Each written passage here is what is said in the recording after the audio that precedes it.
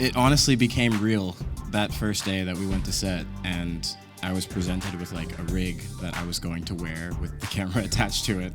I was told that I was gonna like sit on a bench and we're gonna take some shots of I think my hands, and that's when I was like, oh, okay, this is real.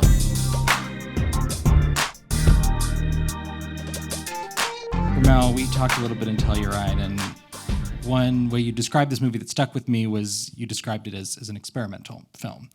I thought that might be a good way to kind of get into the movie. What was the experiment of Nickel Voice for you, and why? That's a good question. And I hesitate using experimental publicly. Okay. Because, it was on the record. Yeah, it was true. I say that pseudo tongue-in-cheek because there's something, like the language of experimental in film is inaccessible, and it's abstract, and it's not social, and it's devoid of sort of human touch. And I think of experimental in this film mainly as it relates to the industry of film, and is it interested in approaching some of the same ideas with alternative means, and then clearly with the camera, with the archival, with the general form of the film, it's experimental, but only in this space, because in the art space and then maybe in the doc space and in some of these other spaces, like these techniques have been used, maybe not all at the same time for a narrative as powerful as Colson's, but it's definitely just consolidating, modes of making meaning from other genres of making meaning. Mm-hmm. So when you encountered this book by Colson Whitehead and it tells this story, how did you find your way in terms of wanting to tell it in this way? Yeah, I'm unsure if any of you all have seen a film that I made called Hell County This Evening. Thanks. Yeah, a fervent nod. I appreciate that. I was expecting people to be like, excuse me? Can you get to the point? I'm like, I just started. That film ended up being sort of like the proof of concept for the use of the camera and POV in this one. And reading Colson's novel, my first thought was, kind of point of view, which we called sentient perspective on set, specifically because the way in which Colson wrote it, for my opinion, it's almost like it's not as descriptive as like a traditional American literature novel. To me, it was more narratively driven, like it told you a bunch, but it wasn't like this person looked like this is how the world looked like. And so it was quite beautiful for me to think about making a film in this time period, which we all know is a time period in which like poetic images of people of color across the world are largely void for the variety of reasons. To make a film in this powerful narrative, in this context, in this time period, with the type of poetry that just assists in allowing people to be adjacent to the traditional mode of like struggle, transcendence, struggle, suffering, struggle that necessarily riddles a lot of films of people of color, Black folks. Were you familiar with, I suppose, within that novel, the true story of the Dozier School, and what did the research look like beyond that in terms of wanting to flesh that out, particularly within the film that you were making? Yeah, it's a good question. I was aware of horrific things that happened across reform schools, not specifically the Dozier School for Boys, but I think I mentioned this to you, that my sort of art studio manager, this guy Bobby Davis, when I brought home the early edition of Colson's book, I was like, this book Nickel Boys based on the Dozier School for Boys, like I'm gonna read it. I can't believe they want me to maybe adapt this. This is so cool. And he was like, Dozier School? Oh yeah, I almost went there. And I was like, what? He was like, yeah, they almost sent me there. And I know Bobby's history. He's one of my good friends. I work with him, and he just had a rough childhood, was pretty disobedient as a child. And in elementary school, they almost sent him there, but his mom, like, at the last minute was just like, I don't know. We'll figure it out type of thing. But Colson did extensive research on the Dozier School, and a lot of his source material exists in a book. I think it's called Boys of the Dark. And I don't remember the author's name, but it's a sort of nonfiction account of Nickel without the beautiful prose that Colson uses, and without the Elwood and Turner narrative, but kind of takes you step by step to the unveiling of the truth behind this school. So I went to that, and then that takes you to the official documents it takes you to the Florida Memory Archive, which is where we got a lot of these images of the Dozier School boys. It takes you to this like 60-page document, I think, from the University of Florida that are using forensic language to try to, in a scientific context, explain what they were finding and the size of the buttons. And I mean, you guys saw a lot of the imagery in there. So, I mean, at that point, it's like so devastating to be involved in. It feels like I'm an investigative journalist, like CSI type thing, where I'm like looking at fingernails and just like, it's just really horrible. Does being a documentarian, someone who has experience in documentary, help in that process at all in terms of knowing how to work through those images and that really devastating material, you say? Yeah, I guess so. And someone said earlier today, and it's strange that someone can say something as seemingly plainly obvious as, oh, this is like very much a documentary type of film. And I'm like, I guess it is. Like, I've never thought of that, in those terms. But I think it helped. I wonder how it helped. I think, because I didn't really, you make the thing, but you can only analyze it from the inside. How hard is it to see it from the outside? I think one thing that my documentary experience gave me, one was the use of the camera. And second is the desire to have what is happening in a dramatic silver screen, MGM studio production narrative adaptation tie viscerally to the real world. Like, bring it back. Like, always bring it back. Like, don't let us kind of have an experience, a cinematic experience in which you leave and it somehow feels separate from the air that you're breathing when you walk out the door or the person you see on the street. I think maybe the documentary, my documentary experience did that. For you guys, what was your... I mean, that doesn't make sense. Yeah. What was your knowledge of the novel, the story behind the novel, and as this project came your way, what was your experience like encountering it? I was not familiar with the novel or the Dozier School for Boys. I had no knowledge of it at all, and so I got the audition. I got the script and read it, and after the audition is when I decided to go get the book, because regardless of whether I was able to move forward in the process or not, I really wanted to know what the story was like, because the script was really, really fantastic. And then I started to dive into the book and started to cross my fingers and my toes and like everything else, hoping that I would get the opportunity to work on this project. And fortunately, that ended up being the case. So that was my introduction to the whole thing. How about for you, Brandon? Similarly, my introduction to the whole story of the Dozier schools and the academies, the reform schools, came from the email for this project. And it came with a plethora of information, and it came with RaMell's Hale County. So I got to watch that and kind of dive into the history a little bit. Yeah, but then from there, I kind of just let the script and like the sides be my world. I didn't do too much researching or venturing on my own. I kind of just learned along the way and let that guide me. Yeah, maybe. So before I ask you about the conceit and the technicalities of it, when did you both learn exactly what your tasks would be in this film, which is unusual for an actor? And what was your reaction? The script had said that it was being shot in POV. Anytime there was it would say Elwood POV and then the lines. But when I was reading, I ignored that. I just wasn't. I didn't pay attention to it. I was really just focused on the story and the characters and getting myself involved in the world. And it honestly became real that first day that we went to set, and I was presented with a rig that I was going to wear with the camera attached to it. I was told that I was going to sit on a bench and we're going to take some shots of, I think, my hands, right? And that's when I was like, oh, okay, this is real. This is what we're doing. Okay.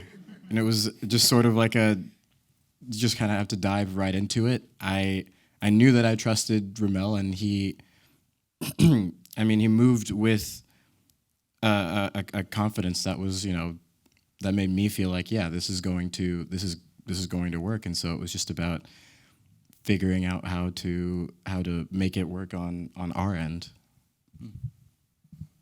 The rule, Brandon, for most actors is not to look into the camera when you're acting. Now, you are not following that rule. Exactly. Correct.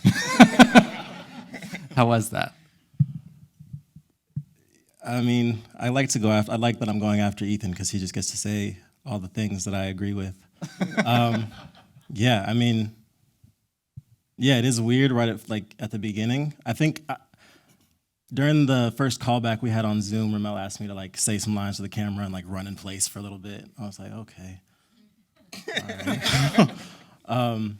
But yeah, it didn't really hit me until me and Ethan did our first scene, and I just had to stare down the barrel of this bulbous black lens and imagine Ethan. And we hadn't really done a lot of preparation for any of that. We kind of just, like you said, just dove in. But yeah, as we started to work with each other a little bit more and really take the time to, I don't know, give ourselves that space, then he kind of just started to blend with this thing, and it became easier.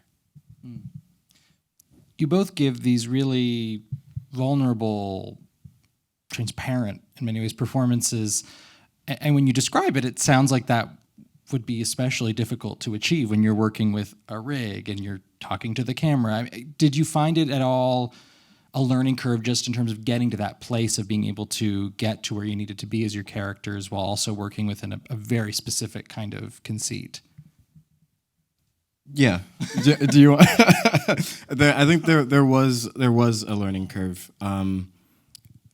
After a certain point, Brandon and I decided to go through the scenes by ourselves without the cameras, just with each other, so that we were able to get into kind of a rhythm and get an idea of, how the scene would go. And I think it ended up being really, really helpful for when we were starting to shoot the scenes, because we were both very present for each other. I'd like to say he was very present for me when we have the shots where I hope although yes, I'm looking directly down at the camera, Brandon is right there, next to Jomo, cinematographer. Delivering the lines and doing so in a way that I can, that is still very present, and he's still very giving. And I tried to do the same for him, so that we were able to just bring the best out of each other. This is your narrative debut, RaMell. So just in terms of working with actors and knowing the exacting nature of the performances that you wanted to get, how did you find prepping for that, and how did you find working with these two guys, as well as, of course, Ingenue Ellis-Taylor? Yeah, well, truth be told, we thought if we could get Ingenue, everything would be okay. Honestly, the number one pick, and we're like, if we could just get Ingenue. And we all said this, and then all of us looked up at the same time to the sky, then we're like, oh, well, I guess we'll just.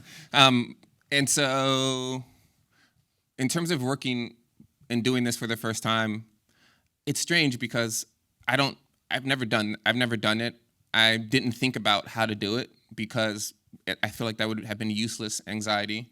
I know how to direct in general, I think, because, making art in different modes, you're often directing. And so obviously that's not working in a fiction film, but I just kind of went in it blind, knowing that, Orion and Plan B had staffed our production with, I think, some of the smartest and kindest people, most vulnerable people that I've met. So they could already do their thing. So it was basically me not messing up too bad or something, And as an athlete, I know how to mess up, but I'm never the worst, I'm not I don't miss all the shots or something like that. It was a really bad metaphor, but I think what I would like to say is that it actually just you asking me that question makes me just appreciative that it was with these guys and not someone else, because they came in blind, and I'm like, well, actually,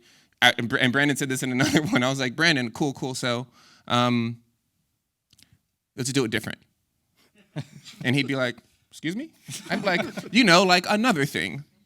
Like not what you did, but like The other way. beside it. And he's like, all right. Actually, it wasn't that bad, but. I didn't say all right. Oh, yeah. I would repeatedly ask him not to say that. Yeah. I'd be like, that means absolutely nothing to me. Like, I'm like, cool. tell me something to do. No, honestly, it I don't want you guys to think that it was actually just laissez-faire out there. It's the Wild West. It wasn't. They the all Wild like West. each other. Yeah. We actually had a lot of fun, as you can tell. It was actually quite easy with these guys. It was easy with Ingenue. They take direction so well. They seem to be more interested in what I thought their performance should be than what they did, which is not something that I ever thought an actor would do, which is like not really harp on what they were doing, but being like, just kind of tell me how to get there or like prompt me. And that was really useful because it made me feel comfortable with giving them direction, and it just made everything flow fairly smooth.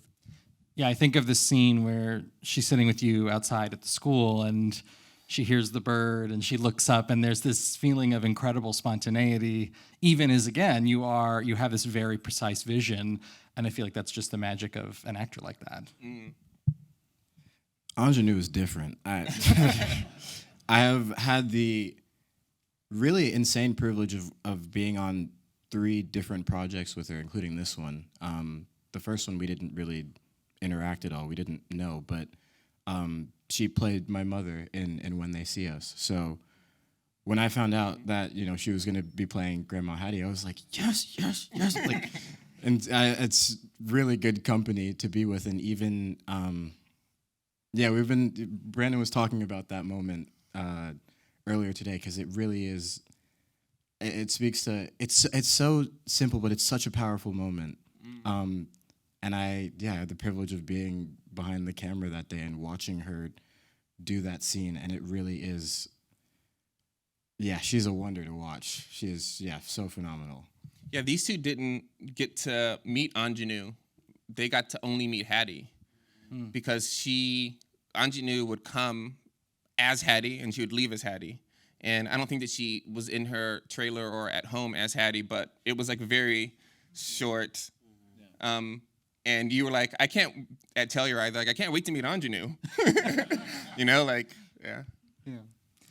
The other, I suppose, amazing thing for me watching this movie is knowing the incredible amount of detail that goes into executing a format like this, because it feels so seamless. And I know for you, it was at times quite painstaking to make sure it felt seamless. So can you talk a little bit about what that process was like to make sure that all those details were right, they were always looking in the right place, et cetera? Yeah, I think it has to do with like, I hate to use the team crutch, but like it has to do with team. Like I can't do it all by myself. Like I know what I would like, but Thalia, our third AD, I think by about like day 15, 16, somehow started to intuit the way that I like the choreography in the background to happen. And then we would get to a scene, like the classroom scene, when the pencils are up in the ceiling and the kids rapping on the desk and the MOK, and like that is all in camera. That is a hard thing. That's hard, We have Sam operating. We have Ethan's hands, camera here, and we come on the day. I'm talking to Jimmy Fells, who's the teacher, chatting with him for the first time about this scene. We only have 3 hours to do it. No one knows anything until I describe, fully what we're going to do. And the choreography is just like 85% there already. And it's like, that would have taken an hour to do. And like those types of people coming and like learning and reading what other people's tendencies are and then sort of filling in the gaps, I think is the only reason why it was possible to happen, because we made the film relatively fast. And this is what happens with films, you don't have all the days you want to shoot. I got COVID the first day. So then directed from a trailer. And then Nora Mendez, our amazing production manager, what's that title? Production design? The department head for, huh? Yeah. Production designer, right? It feels like clothes for some reason, just in this moment. Okay, production designer. Okay.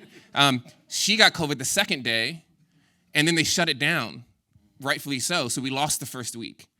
And obviously, every day matters. And so then our AD, James Rock, one of the greatest human beings, and also one of like the most clever filmic mind, like figured it out, like how we could start next week.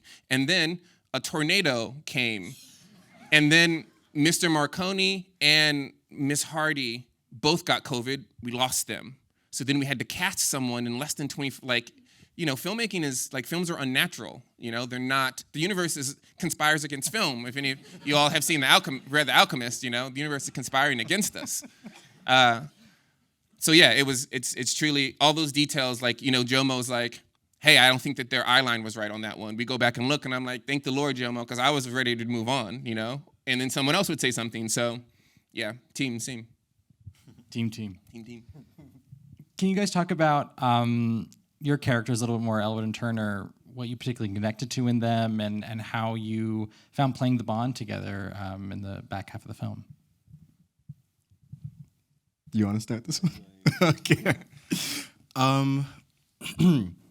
Yeah, as you saw, Elwood's a really kind, intelligent, politically active, and, just overall good kid. His grandmother raised him with so much love, and you're able to see that and to feel that. And he's just dealt a really poor hand, and ends up at the wrong place at the wrong time. And when reading the book and the script and kind of figuring out this whole process with Elwood, I saw so much of myself, like a younger version of myself in him, which that feels very sounds like I'm calling myself like kind and intelligent, but I'm fortunate enough to be raised in a house with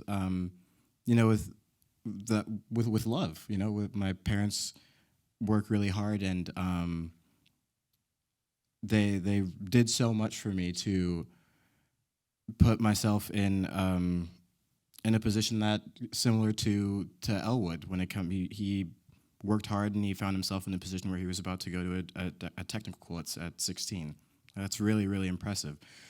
So it was just it was finding the little things that I connected to, and it all came together really nicely. And then when it came to the bond between Turner and Elwood, I think that Brandon and I's relationship as Brandon and Ethan really played a very strong role in that connection being formed on screen.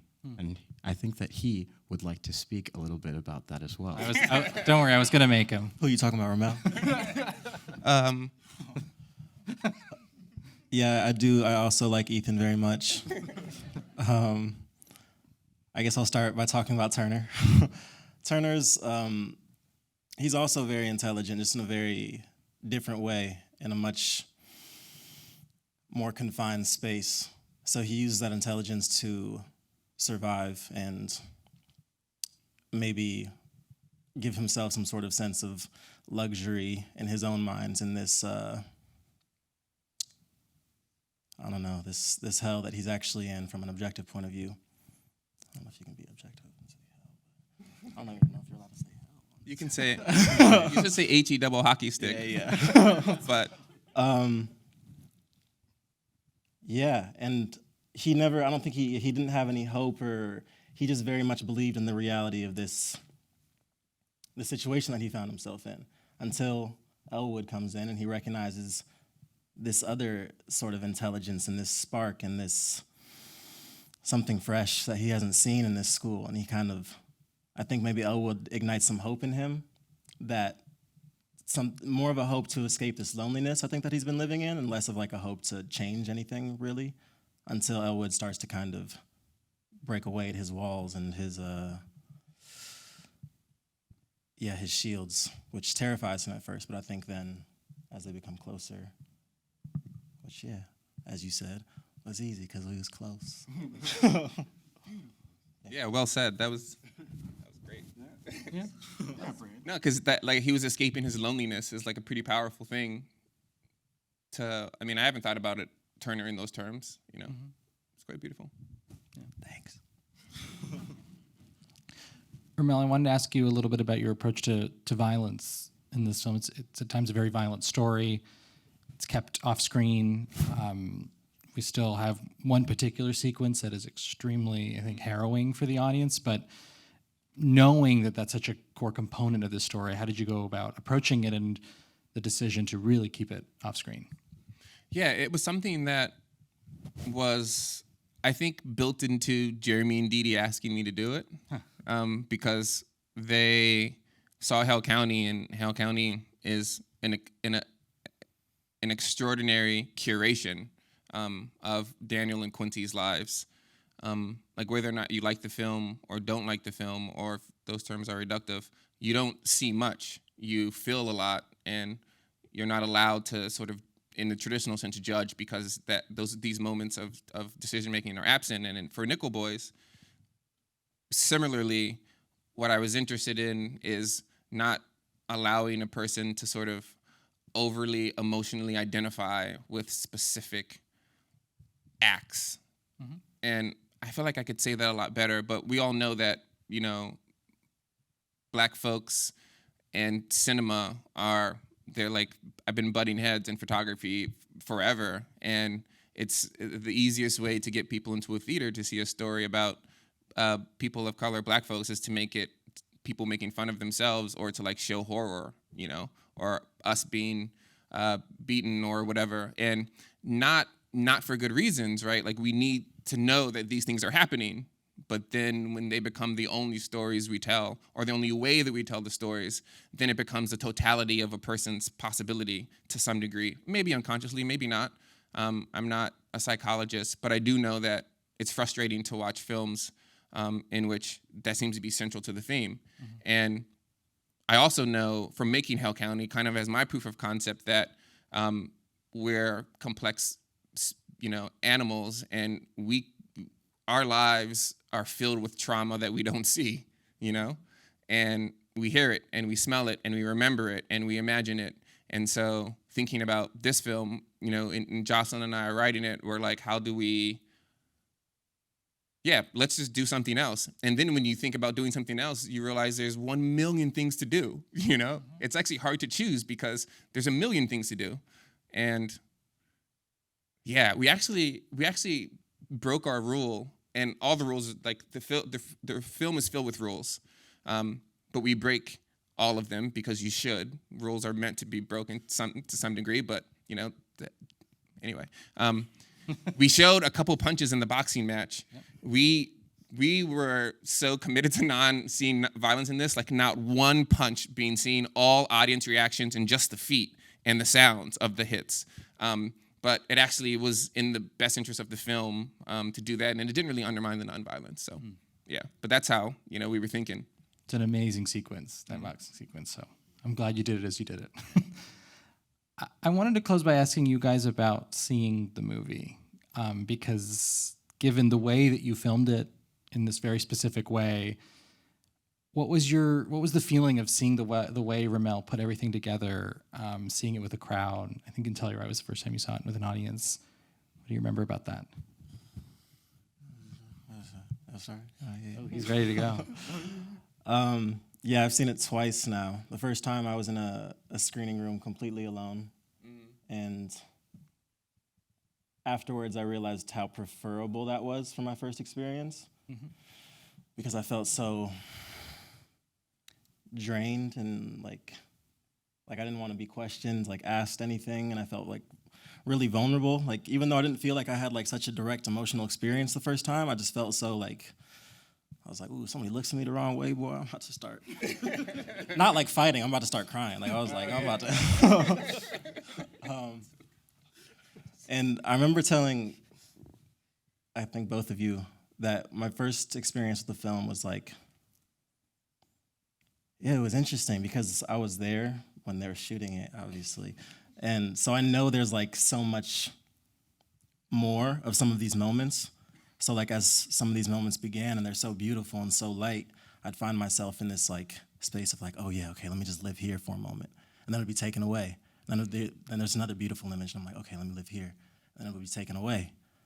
And I started to get this feeling of like, just this fleeting, like this, and it kind of felt like this weird sadness of like all these moments just are just fleeting. And that was my first experience. And the second time with an audience, it was a much more,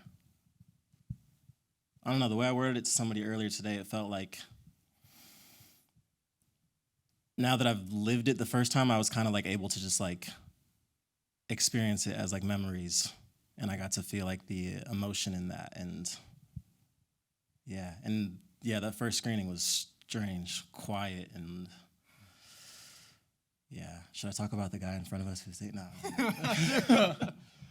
What? I was me and Ethan were talking in front of us at the world premiere. There's someone like taking his shirt off in the middle of like the first 20 minutes of like No. yeah. It's crazy. It was like I think he was trying to take his jacket off, but You guys are talking about me, aren't you? My jacket got stuck on my body when we were at the screening. It's a tight jacket. Too much to eat. What a time. the start of the movie, like his bare back is Yeah. 20 minutes in, RaMell's just like wrestling with it. We see like his bare back right in front of us. We're like, all right. I forgot about that. I think, yeah. That was horrible. It was horrible. Okay. My first time watching it, I watched it with my mom and my dad. It was in between my mom's birthday and Father's Day, so I was like, here's your gift, guys. And there, I think Hamish and his daughter were also in the theater. So there were a few people in there, and it felt like I kind of just disappeared, and I had an out of body experience for 2 hours and 20 minutes. I was so drawn into this world that RaMell created that when it ended and the credits rolled, I started to cry because I think I was overwhelmed by everything I had just seen, and then seeing my name, seeing Brandon's name, it made me. I was suddenly back in my body and realized, oh, holy crap, that was it. That's the thing that we did. Like, I can't believe it. And there were a bunch of different feelings. There was this like pit in my gut. And that was also accompanied with like a feeling of pride in what we had made. And it was difficult to put any of those feelings into words. People tried to, manager called me after, and I don't think I formed like a complete sentence when she asked what my thoughts were. And as time passed, I was really wrapped up in all of the beautiful images that Brandon was speaking to. It was visually so stunning, and then I was drawn into. I was revisiting all of the the moments shared between Elwood and Turner, and how that relationship really grows, and that had a really big impact on me after that first watch. And then the second time watching it in Telluride, yeah, strange dude taking off his shirt, and that was weird. But it was, I was nervous like right before, because I was like, holy crap, people are about to watch this for the first time. I can't believe it. And then the movie started and everything faded away, and I just got pulled back into the world again. And I loved that. That made me so happy. It made me so happy because it just speaks to, I think, how special this film is. And so I got drawn in again. The audience faded away. We were talking about how we just could not gauge how they were, people were feeling, because you could hear a pin drop in that theater. And that made me, it was just I think by the end of it, there were a lot of emotions again. There was that pit again, but there was so much joy as well that we were all there together. Finally able to share this with other people and get to talk about it with other people. It's been one of my favorite parts of this whole experience, is like just talking to people about their experience with the movie, because everyone shared something different, and that's it. That's all I have. Well, thank you for talking about and sharing this extraordinary movie, guys, and thank you all so much for coming. Thank you. Thank you.